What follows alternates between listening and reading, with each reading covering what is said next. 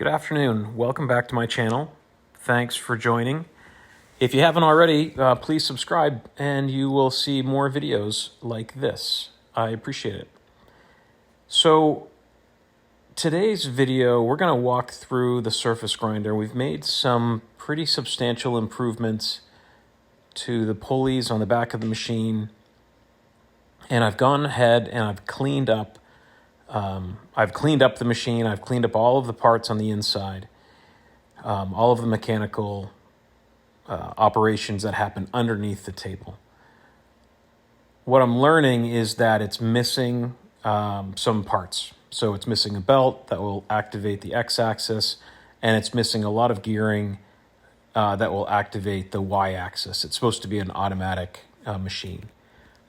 And in that process of cleaning things, I did notice that there are some parts were significantly worn and probably in need of replacing pinion, shafts or bushings. But I didn't want to do that until I had a sense of how well this thing even operated. And so in this video here, I'm going to walk you through kind of how the mechanics work and underneath the table. And then the second half of the video is first cuts. And you can see, based on this, it had decent results from as far as the surface finish goes. So this is my first time working with a surface grinder. I've already after making my video, going ahead and watching a lot of other videos as to, how to set up a surface grinder. I'll do that in some future videos, but for this video right here, I just wanted to get it going and see how it worked. So take a look. Hope you enjoy it. Again, if you want to see the future videos of me setting up the surface grinder, please subscribe, and I would greatly appreciate it. I've got the phone camera in my hand here, so I'll try to keep it steady, but I want to show you some of the inner workings as to what's happening. So in the last part of the video, or the last video, we disassembled and reassembled this clutch mechanism. What that does is it takes the input shaft from the pulley. There's an external pulley right out here, which cranks. And then it connects into this clutching differential mechanism with these two gears. And the way that it works is that as this controls the X-axis movements, as the table moves back and forth, it'll hit this dog leg and it'll rotate the gears to activate. I don't think you'll be able to see it, to the left or to the right. And I can simulate that for you if you watch. This is the gear that drives the table left and right. So as I reach back in here and spin this by hand, you can see that's moving clockwise. If I hit the dog,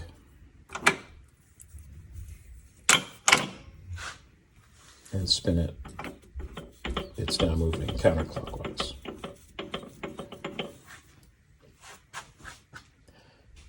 And so as I was looking at this yesterday, I did notice that the drive shaft has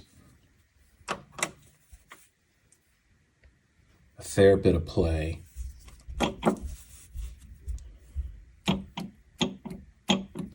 You can see it there. There's a bushing in here. That shaft is worn out. And then there's also a bushing at the bottom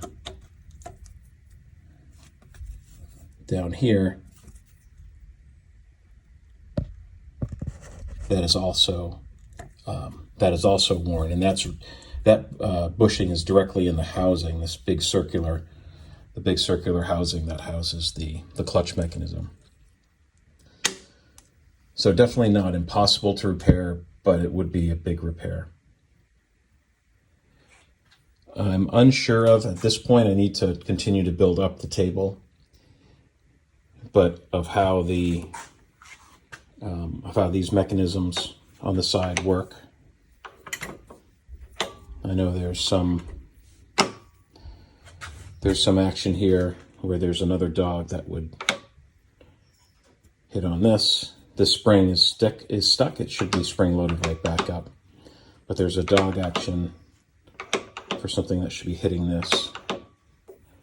As of yet to be determined exactly how that works.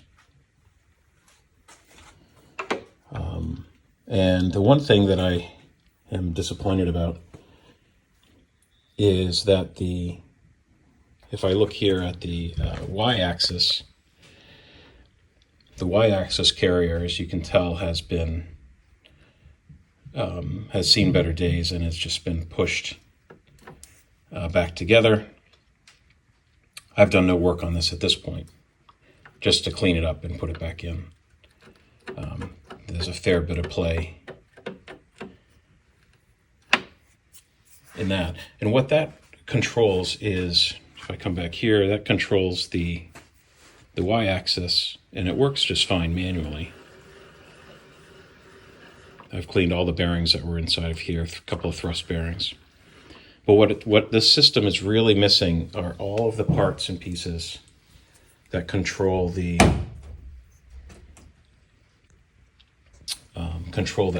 automatic y-axis. And so there's a system here that's missing its cover plate, it's missing the dogs. And then what would happen is that there's a gear or some sort of mechanism on this piece which connects to the gears here on this shaft. And what that would do is it would, as you move this, it's very hard to see, but there's a gear here. It would work in conjunction with the mechanism here on the front in order to step, the table out at regular increments. That's not the end of the world. I thought last night, as I finished up the project, I thought this would be a fully automatic system without any automated effect, but I do believe that the x-axis, here goes my camera, or my light. I do believe that the x-axis system will still work. The y-axis will not, and that's not the worst thing. I mean, you could let this do the manual cranking left and right, and then you can just kind of, give this half a turn in, half a turn in, half a turn in as you need to do the y-axis. So that's the current plan. As far as fixing these bushings back here, what I'd like to do first is get this running. It's relatively easy to disassemble. I'd like to get it running, make sure that it actually works before I invest the time and energy into that piece. Because if the automated part of the x-axis doesn't work, I can just remove all of these components as they wouldn't be needed. The manual machine only needs this gear, this shaft, this gear, and then there's a gear down there. And so all of these other components, this is like a clutch pack for shock absorbing, the change in the gear shifting. This is, of course, all of that clutch that we just talked about. So that could all come out, and the machine will work just fine, by hand, kind of lefty-righty. Here's an image of that y-axis mechanism that's on the machine, or should be on the machine. And again, my surface grinder is just missing all of those parts. Under the table, this looks a little bit different than some of the others that I've seen. This is missing what appears to be the bottom portion that would go in between the drive shaft and this gear system. But it seems to work. That bushing falls out. It's was at the bottom of the surface grinder when I first received it. So I'll try to figure out a way to see if I can get that that thrust bushing on the side to stay in place. Here's a picture of the part of the table, and you can see the ways on this are rather worn. We'll see after I go through the whole setup and grinding the table flat and grinding the chuck flat if it's consistent. But that's all part of the learning process and part of the setup process for a machine that's over 100 years old. These next couple of pictures show you the lubrication system. So those yellow, it's really copper pipes, will lead down into those funnels. That is where the oil will go. Pretty ingenious. I mean, basic setup, but if they're not clogged, they should work out pretty well. And then here's a picture with the table set on it. As I mentioned, I have not ground the table flat yet. I'm simply putting all the parts and pieces together and firing this thing up to see what it can do and see what it can't do.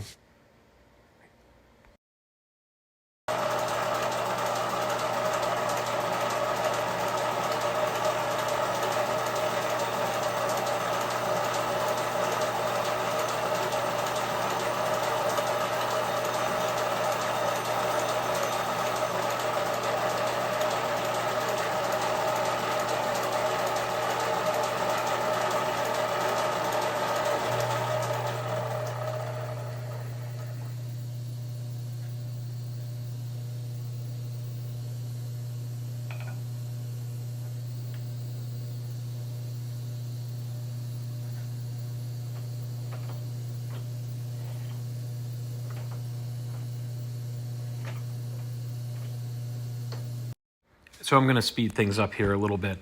It took me a while to kind of get the hang of just the whole thing. So touching it off, how much depth of cut I should be doing. I started off with around a thou and a half, and that was probably too much. But, first time kind of going through this. The other thing I noticed was having the entire gear-driven system for that X-axis when you're cranking the handle by hand. It became, it was just generally hard to do it quickly. And one of the things that I did notice, and especially after looking at some of the other videos on how to do this properly, I wasn't going left to right fast enough. But I did know enough that on the last cut, you should just be going through doing a spark pass or, it would be called a spring pass on a lathe, but don't change the depth of cut, but just kind of keep running it back and forth. And, when I did that, and we're going to show you that here in just a second, it came out with a decent surface finish. Now, this was not parallel, and this whole table needs to be set up to be square because the final measurements of doing this, it was just not parallel at all.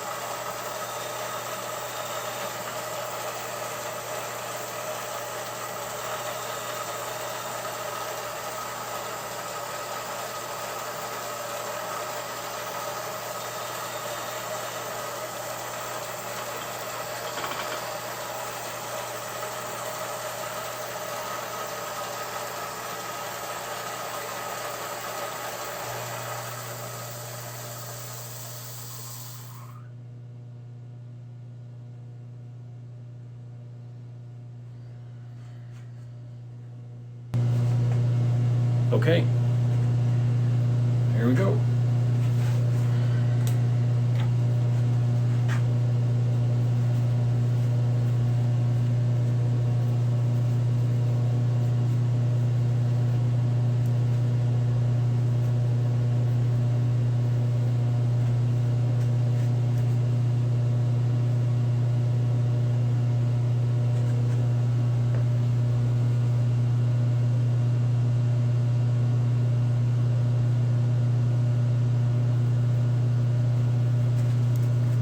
Okay, so we made our first cuts on this surface grinder. And I guess now, I mean, the finish here looks pretty consistent on this final side. I guess keep in mind I have not, all I did was dress the wheel. I did not level or grind down the mag chuck. Definitely didn't feel like doing that on my first day. So could there be some variability here? I think inevitably the answer will be yes. All right, well, there's first cuts on the surface grinder. Results, I guess, were within my expectations, which were very low. So I appreciate you watching these videos with me. I'll continue to post content like this. So if you'd like, please subscribe to my channel. I'd really appreciate it. Until next time, thanks.